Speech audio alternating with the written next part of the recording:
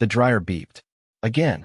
That endless, cheery beep that used to mean the towels were done, but now it was just noise in an empty kitchen. On the counter sat her wedding ring, still warm from the sunbeam creeping across the tile.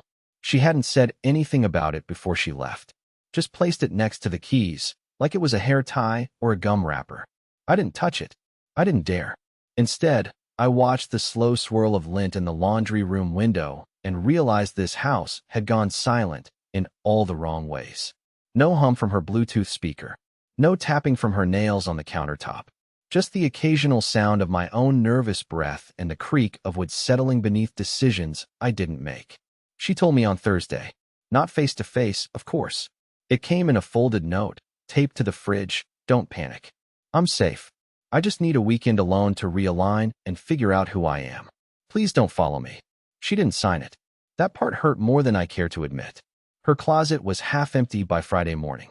Yoga clothes, silk tops, even the black sandals I bought her for our anniversary gone. The charger for her phone was still there though. She took the phone, just not the part that connects her to me. I tried not to jump to conclusions. Maybe she really did need air. Maybe the pressure of routine had finally crushed her too. Maybe this wasn't about me. But then I found the receipt. Tucked in the trash, under a banana peel and some paper towels, 2 nights at the Bridgeway Inn. A boutique hotel known more for its rooftop bar than its meditation center. I googled the room number. Deluxe King with city view. 2 guests. 2 guests. The dryer beeped again. Still nobody came for the towels. That night, I opened the wine she said she was saving for something special. I drank it alone, barefoot, standing in the backyard where we once danced under string lights she ordered off Etsy. The wind knocked one of them loose. I let it dangle there, flickering. At 1:32 a.m., I deleted her contact. Not because I was angry, but because I couldn't keep staring at her name on my screen like it was a ghost tapping at the glass.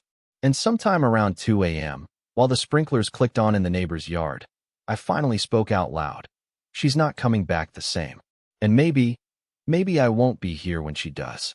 That thought terrified me, but not as much as the other one. Maybe she hoped I wouldn't. I didn't sleep. I couldn't. I laid in our bed, her pillows still dented from the night before she left, and just stared at the ceiling fan turning above me, slicing the air like it was trying to erase everything. Around 5 a.m., I got up and made coffee I didn't want, poured it into the mug that said, "Love you more," the one she always insisted on using when we had slow Sunday mornings together. I almost threw it across the room, but I didn't. I just stared at the message until it blurred behind my tired eyes. By noon, I'd done something unthinkable for me. I opened the bottom drawer of her nightstand, the one she always said was just old receipts and expired lipstick. It wasn't. It was a box of keepsakes, but not the kind I expected. There were no photos of us. No ticket stubs from our first concert or the pressed flower I gave her when I proposed. Instead, there were 2 recent Polaroids I had never seen. One of her in a restaurant I've never been to, dressed in a sleek red top I've never seen her wear, and the other with some guy behind her, smiling, his hand on her hip, his face not fully in frame, but enough. At that moment, my stomach twisted so hard I had to sit on the edge of the bed. I wasn't angry. I wish I was. Anger would have felt like power, but I felt something worse. Like I was a leftover, an expired thing she'd forgotten to take out with the trash. I looked at our wedding photo on the dresser, her in that vintage lace dress, me in a rental tux with the tag still tucked into the collar. We looked so young, like we were pretending to be grown-ups. Like 2 kids who had no idea how easily people change when they stop looking at each other. I wandered through the house like a ghost, touching things that used to feel like us. The calendar in the hallway still had anniversary dinner, scribbled in her handwriting for next month. The fridge had a sticky note that said, "Don't forget almond milk," smiley face, like some frozen reminder of when we still cared about small things. Even the laundry basket had one of her socks balled up in a corner, as if it were still waiting for its match. But none of it felt real anymore. It hit me hardest when I opened the garage and saw her gardening gloves on the shelf. She loved her roses. She used to say that flowers are honest. They wilt when ignored. They don't pretend to bloom. I stood there, staring at those gloves, and I swear for a second I imagined her walking back in, dirt under her nails, sunburn on her shoulders, asking me to help plant something new. But that wasn't real. What was real was the silence. and the growing suspicion that this weekend away wasn't some journey inward. So I made a decision. I grabbed a cardboard box from the basement and started packing the pieces of her that were still lying around like broken ornaments. Her bathrobe, her favorite books, that hideous cactus lamp she insisted belonged in the living room.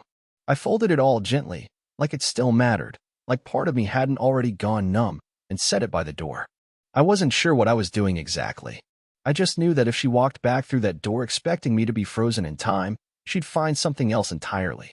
By evening, I opened my laptop and logged into an account I hadn't touched in years, my old email, the one I used before we merged everything. And there it was, a single unread message from a woman named Elise. Subject line, still wondering what could have been. I hesitated, but then I clicked. And what I read, it changed everything. The email wasn't long. It didn't need to be. Elise's words hit like a brick to the chest. Hey, Edgar. I know this is strange, but I saw your name pop up in my people you may know again, and I just couldn't help it. I still remember you from that summer in Ashland. Hope you're well. Still wondering sometimes. Ashland. God, that summer had been a lifetime ago, long before I ever met Alina. I was 25, still figuring out how to be an adult, and Elise was the kind of woman who made bookstores feel like playgrounds. She always smelled like rain and cinnamon, and she never apologized for her weird laugh. We only spent 3 months together before she moved to Vermont for grad school. I never chased her. She never asked me to. We told ourselves it was one of those perfect, unfinished things. And now, here she was. All these years later, reaching out at the exact moment my marriage had collapsed into silence. I didn't respond. Not yet. But I sat there at the kitchen table for what felt like hours, just rereading her message while the evening light slipped away. I could feel something shifting in my chest, something between panic and possibility. Maybe it was the first time in years I felt seen, even if it was by someone who hadn't laid eyes on me in over a decade. My phone buzzed. A text from Alina, finally. Hi. Just checking in. Hope you're doing okay. I'll be back Monday. Please don't overthink everything. This is just a reset. I love you. Reset. That word again. As if our life together was some malfunctioning app she could just reinstall when she felt ready. Like I was a tab she could close, then reopen when it suited her. I didn't reply. Instead, I walked to the bathroom and finally looked at myself in the mirror. Really looked. I hadn't shaved in 3 days. There were dark crescents under my eyes, and my jaw was clenched so tight it felt sore. But more than that, I saw a man who had spent years shrinking, bending, making space for someone who no longer noticed. I walked into the closet and stared at the empty hangers where her dresses used to be. Then, on a whim, I pulled down a dusty box from the top shelf. It was labeled, Ed Stuff, Old. I hadn't opened it since we moved in. Inside was a mess of forgotten pieces, CDs from college, handwritten lyrics to terrible songs I used to write, a battered notebook full of half-formed dreams.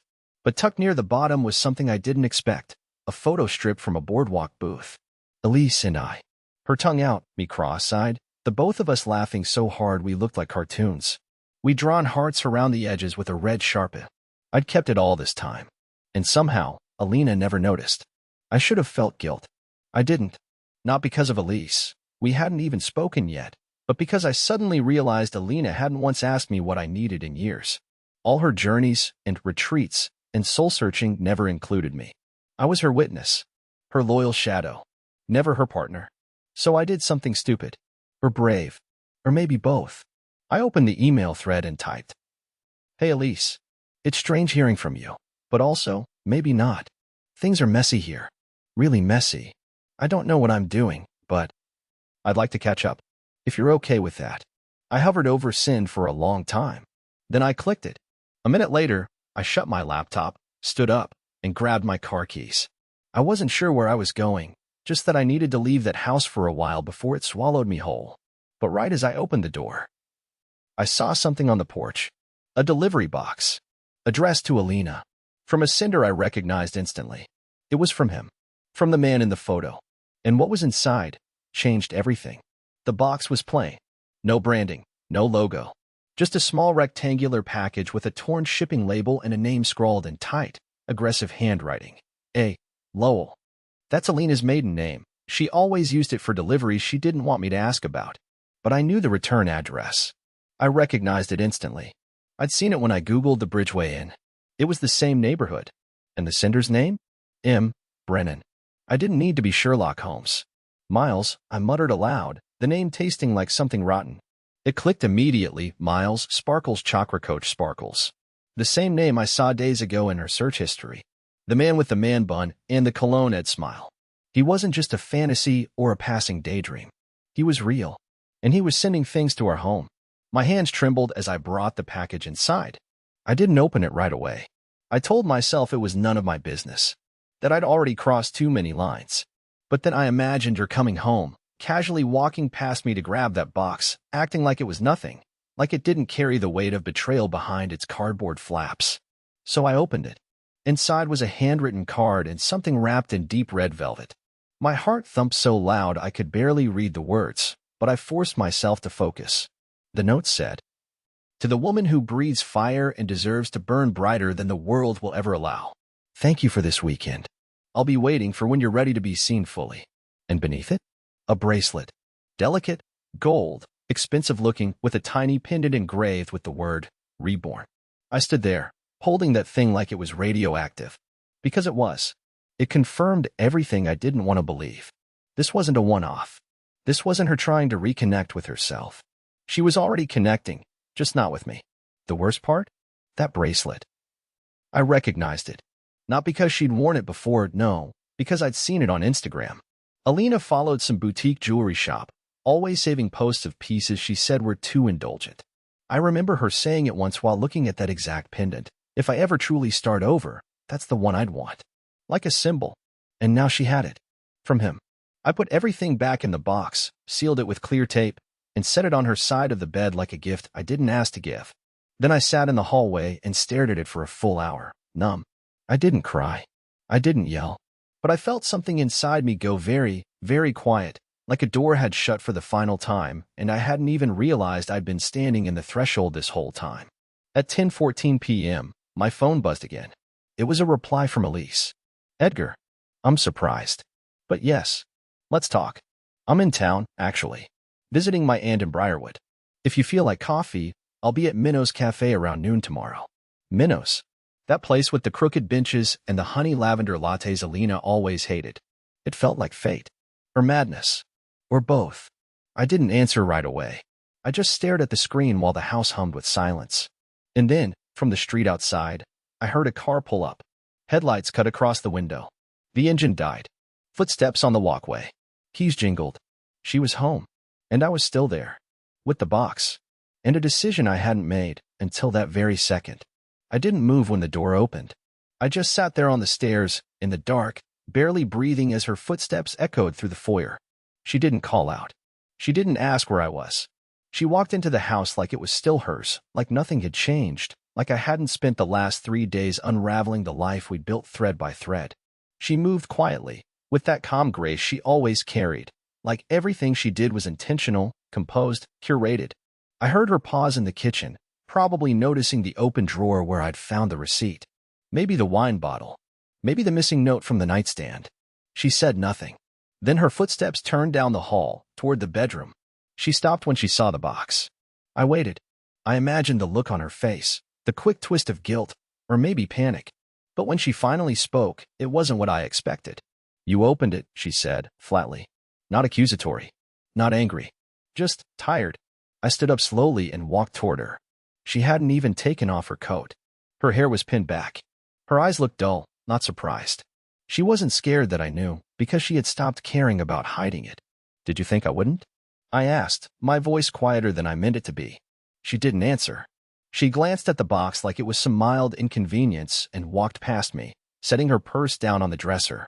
I watched her undo the zipper, pull out a small pouch of makeup, and start erasing the weekend from her face like she was clocking out from a shift. "That bracelet," I said, and she paused mid-swipe. "You said once it would mean starting over."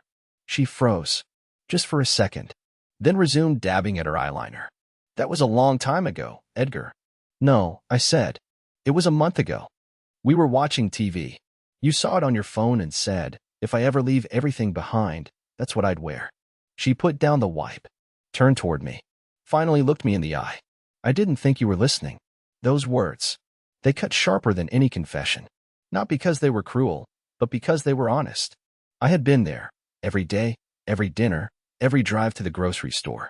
And she had convinced herself I was invisible. I stepped back, suddenly feeling like a guest in my own house. Was it just this weekend? I asked. Or has it been happening longer? Alina hesitated, then gave a half shrug. I don't think that matters anymore. My knees felt weak. I leaned against the doorway, grasping at anything that made sense. So this was all just, what? A soft exit? You were hoping to come back and, what, decide if you still wanted this life? She didn't answer. She didn't need to. I looked down at the box. That stupid velvet pouch. That ridiculous poetic note from a man who probably wore healing stones and called himself a sacred masculine, or something equally hollow. But somehow he had reached a part of her I hadn't touched in years.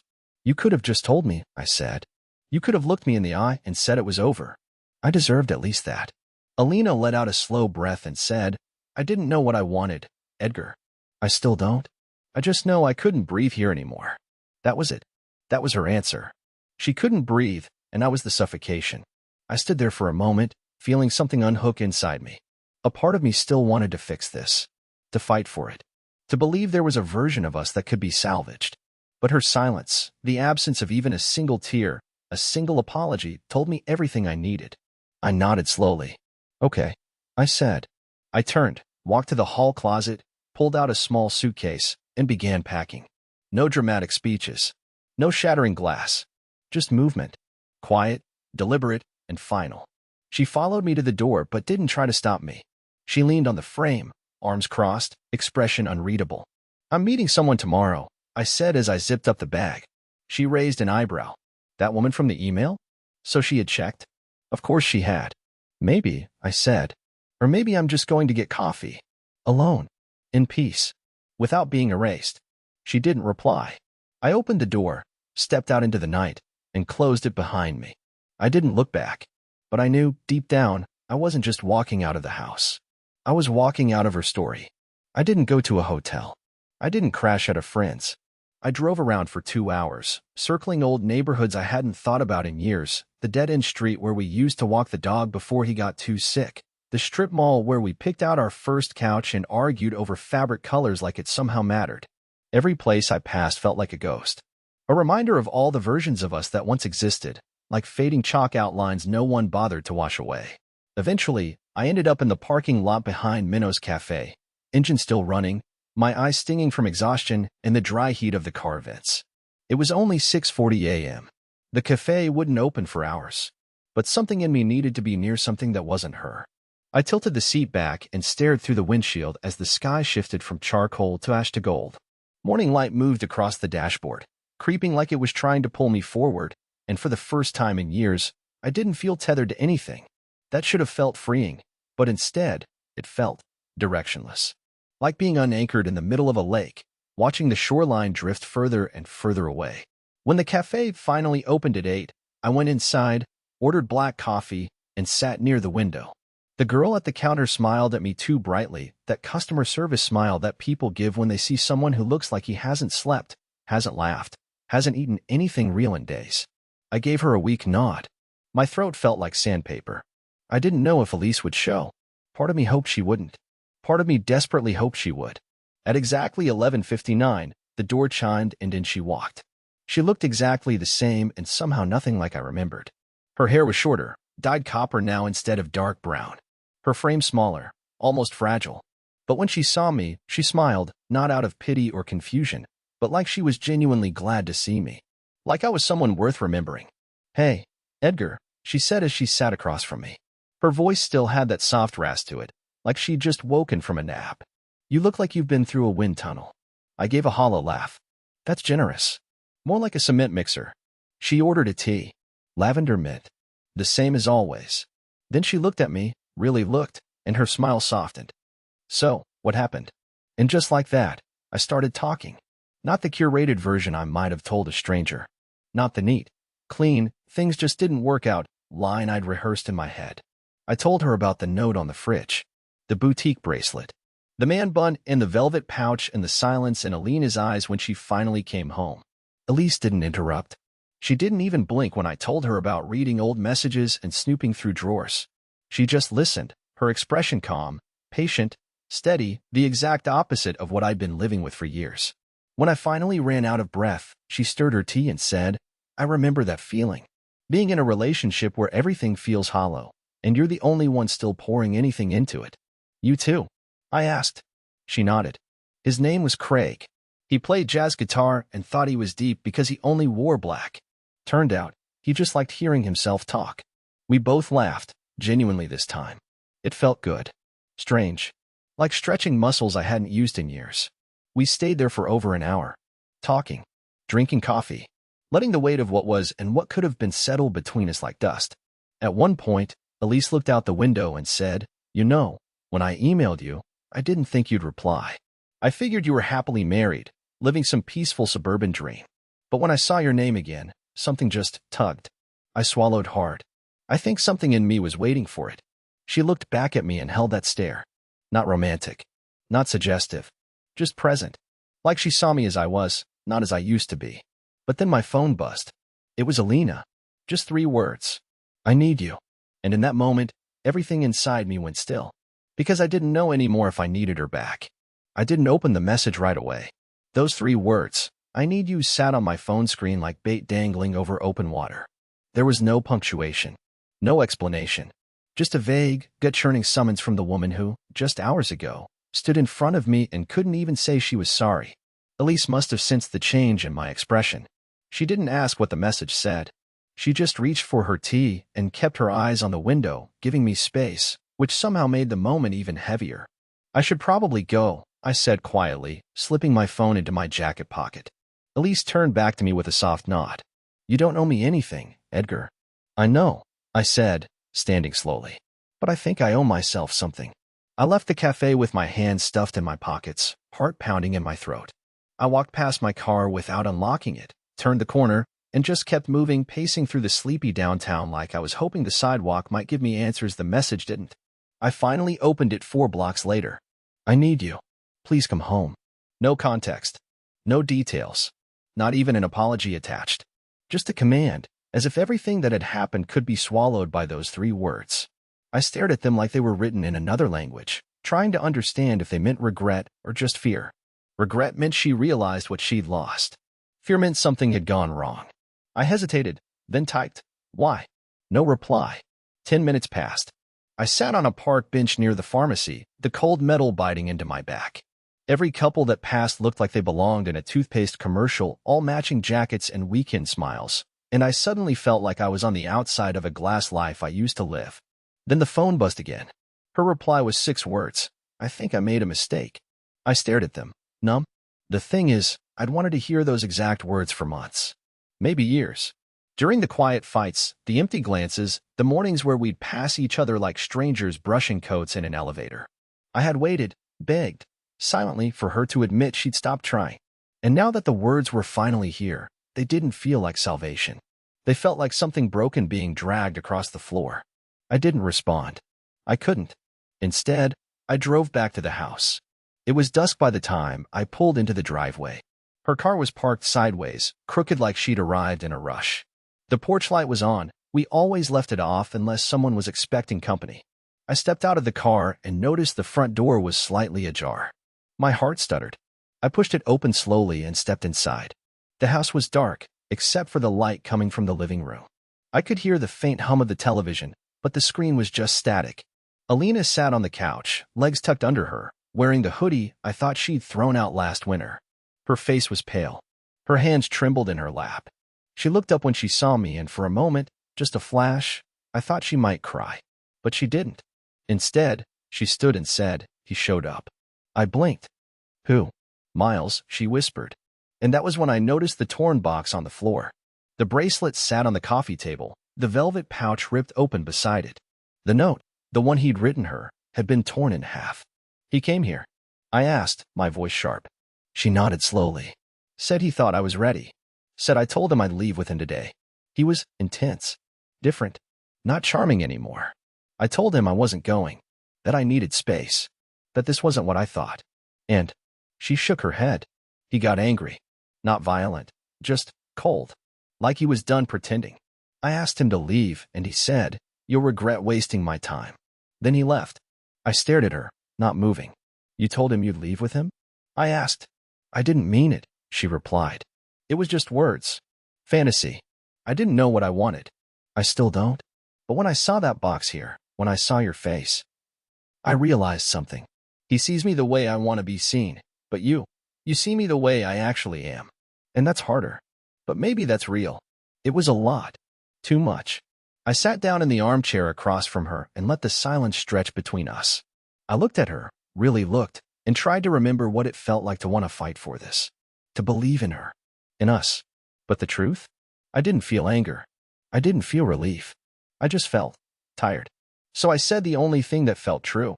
I'm not sure that's enough anymore. She nodded slowly. And for the first time since all this began, we both stopped pretending. We didn't speak for a long time after that. The living room felt heavier than it ever had, not because of what was said, but because there was finally nothing left to say that could cover up the truth. Alina sat on the couch, staring at her own hands like they held answers she'd misplaced. I stayed in the armchair, shoulders slumped, the silence pulsing between us like a slow tide. For the first time in our marriage, the masks were gone, and it was strange. Peaceful, even. No yelling. No accusations. Just honesty. Eventually, she broke the silence. I don't know if I deserve forgiveness, she said softly. But I don't expect you to fix me. I don't want to be fixed. I just want to stop pretending I'm someone I'm not. I nodded, slowly. Me too. We sat there for what felt like hours. It wasn't dramatic. There was no swelling music or dramatic storm outside. Just two people finally seeing each other as they really were, flawed, broken, tired, but still human. Still capable of change. That night, I didn't leave. Not because I forgave everything in an instant. Not because I suddenly believed our problems were solved. But because we both finally stopped running. And I needed that moment of stillness more than I needed revenge or closure. We slept in separate rooms. No tears. No tension. Just space. And the next morning, we made coffee together like we had 100 times before, but this time, without the weight of pretending. I told her I was going to take a break. Not from us, but from the routine, from the house, from the city. A week, maybe two. A chance to breathe. She didn't argue. She didn't beg me to stay. She simply nodded and asked, "Where will you go?" "Briarwood," I said. "I've got an old friend there." She didn't ask who. I think she already knew. I packed light. Just clothes, my guitar, and a book I hadn't finished since college. I left the house quietly, but before I got in the car, I found a note tucked into my duffel bag. Her handwriting. No signature. If we start again, let's start as people, not expectations. I drove with the windows down. The road open, the air crisp, the sky a soft gray blue. The town rolled by in snapshots, gas stations, farm stands, old barns turned into coffee shops, and for the first time in a long while, I didn't feel like I was running away. I felt like I was coming back to myself. When I reached Minnow's Cafe again, Elise was sitting outside. Same tea. Same quiet smile. She looked up, shaded her eyes from the sun, and said, "You came back." I nodded. I needed to. And as I sat across from her, the world didn't feel fixed, but it felt possible. I didn't know what would happen with Alina, with Elise, with myself. But I knew one thing with absolute certainty. I wasn't invisible anymore. And that, finally, was enough.